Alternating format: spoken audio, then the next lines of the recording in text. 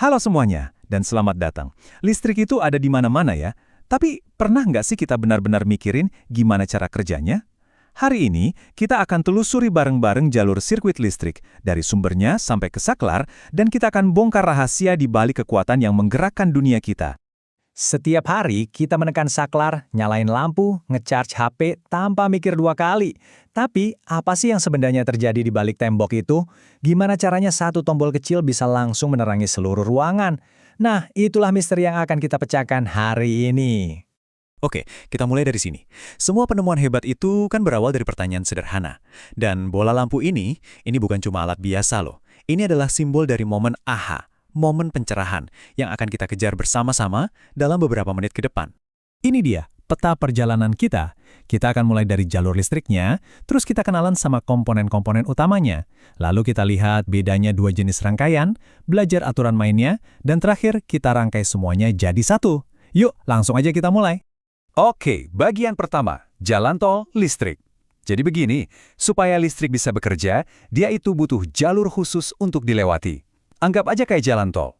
Mari kita lihat lebih dekat, seperti apa sih jalan tol ini? Jadi, jalan tol ini apa sebetulnya? Secara teknis, namanya adalah rangkaian listrik. Kata kuncinya di sini ingat ya, jalur tertutup.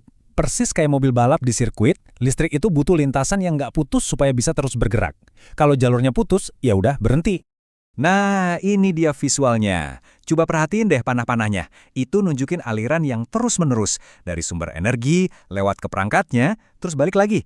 Ini adalah sebuah putaran yang lengkap, tertutup, nggak ada jalan buntu sama sekali. Selanjutnya, yuk kita kenalan sama para pemain kunci di jalan tol listrik ini. Setiap sirkuit dasar itu paling nggak terdiri dari 4 komponen penting dan masing-masing punya peran yang vital banget.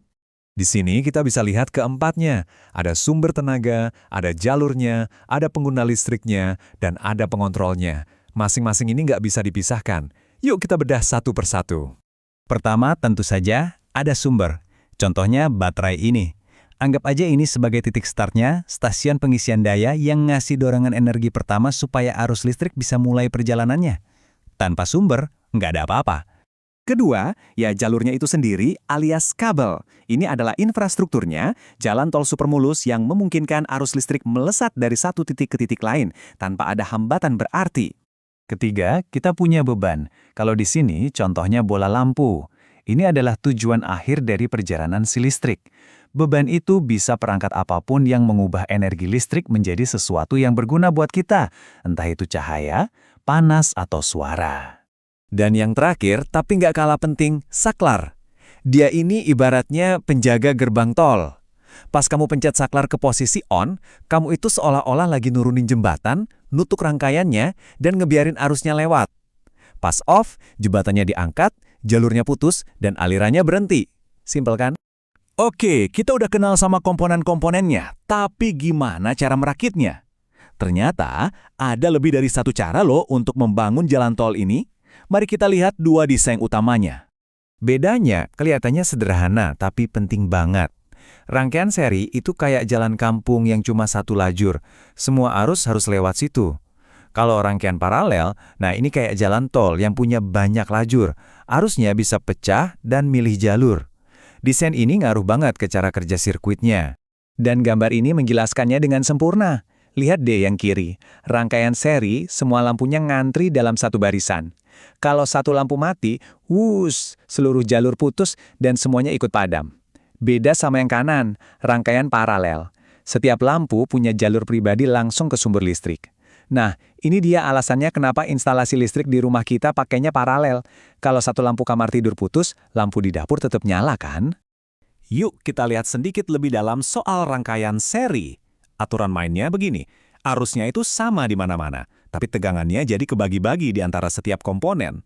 Dan hambatannya gampang, tinggal dijumlahin aja. Ini adalah ciri khas dari desain satu jalur ini. Oke, kita udah punya jalurnya, kita udah kenal komponennya. Tapi, gimana sih mereka semua berinteraksi?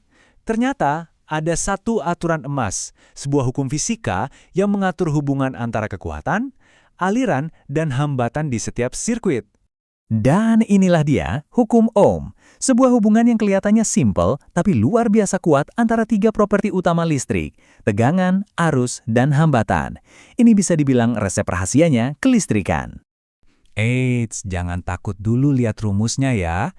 V sama dengan I kali R. Ini tuh cuma cara keren untuk bilang kalau tegangan, arus, dan hambatan itu saling terhubung. Kalau kamu tahu dua di antaranya, kamu selalu bisa hitung yang ketiga. Inilah cara para insinyur merancang segala sesuatu, dari ponsel kita sampai jaringan listrik raksasa. Ini fondasinya elektronik modern.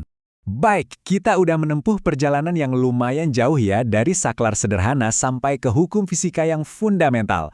Sekarang, mari kita satukan semua kepingan puzzle ini. Jadi, inilah inti dari semuanya. Kalau Anda bisa benar-benar paham konsep rangkaian listrik, yaitu sebuah jalur tertutup dengan sumber, jalur, beban, dan saklar, pada dasarnya Anda sudah mengerti cara kerja listrik di level yang paling fundamental. Semuanya kembali ke konsep sederhana ini. Nah, sekarang saya punya pertanyaan untuk Anda. Lain kali Anda menyalakan lampu atau nge-charge ponsel, coba deh visualisasikan sirkuit di baliknya. Sumber, jalur, dan beban yang lagi bekerja. Memahami hal ini dijamin akan mengubah cara Anda melihat dunia yang saling terhubung di sekitar kita. Terima kasih sudah menyimak.